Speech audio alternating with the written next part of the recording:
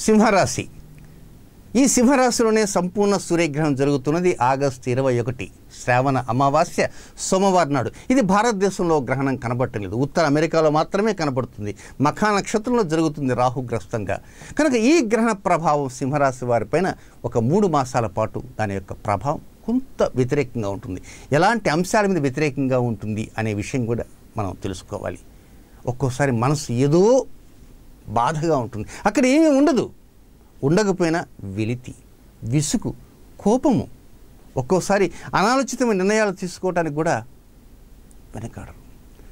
శారీరకంగా అధికంగా శ్రమ పడుతుంటారు, కానీ అక్కడ శ్రమించాల్సిన అంశం ఏమీ ఉండదు.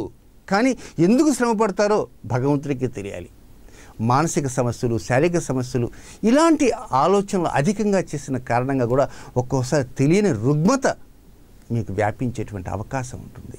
కనుక సంతోషంగా ఉండటానికి ప్రయత్నం చేయండి. మీరు నమ్మినటువంటి దైవం ఉంటుంది కదా, ఆ దైవానికి చక్కగా నమస్కారం చేసుకుంటూ హ్యాపీగా ఉండటానికి ప్రయత్నం చేయండి.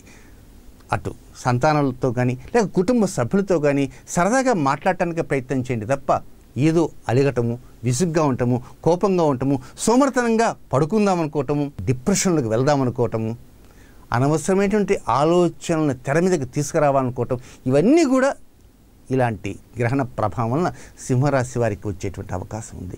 కనుక చాలా జాగ్రత్తగా ఆలోచన చేస్తూ చిట్ట చివరిలో చెప్పేటువంటి పరిహారాన్ని పాటించడానికి ప్రయత్నం అంటూ చేయండి.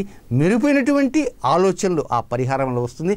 తద్వారా మెరుగైనటువంటి స్థితి కూడా కలగటానికి అవకాశం అంటూ ఉంటుంది సింహరాశి జాతకులకు.